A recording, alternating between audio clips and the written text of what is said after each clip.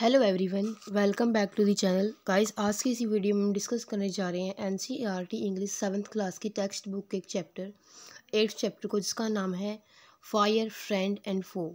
Fire का तो पता ही होगा आप सभी ने, आग। फ्रेंड यानी कि दोस्त, फो यानी कि दुश्मन। यानी कि जो आग है वो हमारी दोस्त भी है और दुश्मन भी है। आग की कुछ पॉजिटिव और कुछ नेगेटिव बातें इस चैप्टर में बताई गई हैं। तो चलिए इस चैप्टर की ब्रीफ समरी हम बिल्कुल डिस्कस करेंगे हिंदी में। क्या देखते हैं हम इस चैप्टर में कि जो आदि मानव था स्टार्टिंग में, उसको ये जानकारी नहीं थी कि ये आग क्या है, परंतु उसको इससे होने वाले नुकसान बिल्कुल देखे थे। आग को प्रयोग करना, उसके लिए आकाशीय बिजली, ज्वालामुखी पर्वतों को बड़े ध्यान से देखा होगा। आग का प्रयोग करने से पहले उसने जो ये आकाश में बिजली कड़कती है उसको, और जो ज्वालामुखी होते हैं उनको देखा होगा। आग शक्तिशाली और खतरनाक थी, मानव इससे भयभीत था। आग ने मानव को दुविधा में डाल दिया होगा जब स्टार्टिंग में आग जलनी स्टार्ट हुई होगी। परंतु हम जानते हैं कि जो आग है वो एक रासायनिक अभिक्रिया का परिणाम है। ये एक केमिकल इक्वेशन है, केमिकल प्रोसेस है। जब वायुमंडल में विद्यमान ऑक्सीजन किसी ईंधन में विद्यमान कार्बन और हाइड्रोजन से मिल जाती है तो एक रासायनिक क्रिया आरंभ हो जाती है। इस क्रिया से ताप और ऊष्मा यानी कि हीट और लाइट, ये दोनों ही उत्पन्न होती हैं। हीट क्या होता है यानी कि ऊष्मा यानी कि गर्मी, और लाइट होता है प्रकाश। जो आग जलने की प्रोसेस है उससे हीट और लाइट दोनों ही उत्पन्न होते हैं, और इसी प्रोसेस को हम आग बोलते हैं। आग जलाने के लिए 3 चीज़ों की आवश्यकता होती है मेनली। कौन कौन सी हैं वो 3 चीज़ें?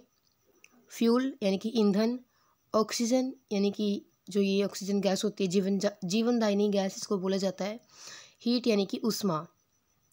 तो ये 3 चीज़ें होनी बहुत ज़रूरी हैं आग जलाने के लिए। Oxygen comes from the air, ये ऑक्सीजन होती है जो हवा से मिलती है इसको। जैसे वुड, कोल, कुकिंग गैस, ये सभी क्या है, ये सभी फ्यूल के एग्जाम्पल हैं। ऑक्सीजन इसको हवा से मिलती है। इसी वजह से जब भी आप कोई चीज़, फॉर एग्जांपल कागज़ को जलाते हो तो क्या होता है, कागज़ को फूंक मारते हो तो ये अपने आप जल उठता है। सुलगते हुए कागज़ को जब आप फूंक मारते हो तो ये जल उठता है, तो ये बर्स्ट इनटू फ्लेम्स। आग जलाने के लिए तीसरी ज़रूरी चीज़ है वो है हीट, इनकी ऊष्मा। Fuel and oxygen do not make fire by themselves. आग और ऑक्सीजन से, ईंधन और ऑक्सीजन से अपने आप आग नहीं जलती। अगर ऐसा होता तो कोई भी न्यूज़पेपर ऐसे ही पड़े पड़े जल जाता और आसानी से आग ये पकड़ लेता।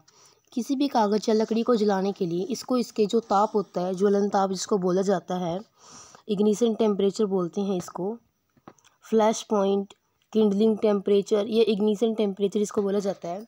ये वो ताप होता है जिस तापमान पर पहुंचकर कोई भी चीज़ है जो वो जलनी स्टार्ट हो जाती है, उसको इग्निशन टेम्परेचर बोला जाता है। कभी कभी ये कहा जाता है कि जो आग एक अच्छी फ्रेंड है। क्योंकि हम घर पे खाना बनाते हैं, सर्दी में अपने कमरों को गर्म रखते हैं, लेकिन दूसरी ओर जब ये कंट्रोल से बाहर हो जाती है तो बड़ी ख़तरनाक हो जाती है। इससे क्या होता है, हर साल हज़ारों घर, दुकानें आग से जल जाते हैं। तो जो ये चैप्टर है इसमें आग के नुकसान और फ़ायदे दोनों ही चीज़ें बताई गई हैं। आग, जिस प्रकार आग जलाने के लिए 3 चीज़ों की आवश्यकता होती है, उसी प्रकार आग बुझाने के लिए भी 3 मुख्य तरीके हैं। या तो आप फ्यूल को रोक दो, यानी कि आग बुझाने के लिए जैसे 3 चीज़ें ज़रूरी हैं, फ्यूल, ऑक्सीजन और हीट। इन तीनों में से आप किसी एक को भी हटा देते हो तो आग बुझ जाती है। उदाहरण के लिए हम जब ईंधन को हटा देंगे तो ईंधन ही मिलेगा जलने के लिए, तो आग अपने आप बुझ जाएगी। इसके और भी तरीके हैं जिससे हम आग बुझा सकते हैं। आग बुझाने का जो दूसरा तरीका, ऑक्सीजन की सप्लाई को बंद कर देना चाहिए। फॉर एग्जांपल यदि कहीं पे छोटी मोटी आग लगी है तो उसको हम एक कंबल से ढक करके जो ऑक्सीजन सप्लाई है उसको बंद कर देंगे तो भी आग बुझ जाएगी। और जैसे एक जलती हुई कैंडल है तो उसको हम फूंक मारते हैं, जब उसको ब्लो आउट करते हैं, फूंक मारते हैं, तो जो उसके आसपास की गर्मी होती है वो उसे दूर चली जाती है। उसका जो तापमान होता है, इग्निशन टेम्परेचर, वो कम हो जाता है, तो भी वो बुझ जाती है। लेकिन कुछ आग होती है जिसको पानी से नहीं बुझाया जा सकता। जैसे अगर तेल पे लगी आग को आप पानी से बुझाओगे तो जो तेल है वो हल्का होने की वजह से ऊपर आ जाएगा और आग और भी ज़्यादा बढ़ जाएगी। बिजली के उपकरणों में लगी आग पे तो कभी भी पानी डालना ही नहीं चाहिए। इससे जो पानी डालने वाले व्यक्ति को झटका लग सकता है और उसकी मौत हो सकती है। आग बुझाने वाला एक कार्बन डाइऑक्साइड यंत्र ही बिजली से लगी आग बुझाने का एक अच्छा साधन है। हर साल आग पे काबू पाने के लिए लाखों रुपए खर्च करते हैं और इससे भी अधिक जो पैसा है वो आग की घटना को रोकने के लिए और आग को अनियंत्रित हो जाने पर रोकने के उपायों को खोजने के लिए करते हैं। कुल मिलाकर के आग को पर काबू पाने के लिए हम दैनिक जीवन में उसके सदुपयोग को भली भांति सीख लिया है। बहुत समय पहले आग बुझाने वाले प्रशिक्षित लोग नहीं होते थे। अब तो क्या होता है, जो ये दमकल होते हैं, फायर ब्रिगेड वाले, ये आसानी से आग बुझा लेते हैं। लेकिन पहले क्या होता था, लोग एक मानव श्रृंखला बना लेते थे, यानी कि कुएं या तालाब से बाल्टियां भर भर के एक दूसरे को पकड़ाते हुए आग लगने वाले स्थान तक पहुंचा दिया जाता था और ऐसे करके वो आग बुझाया करते थे।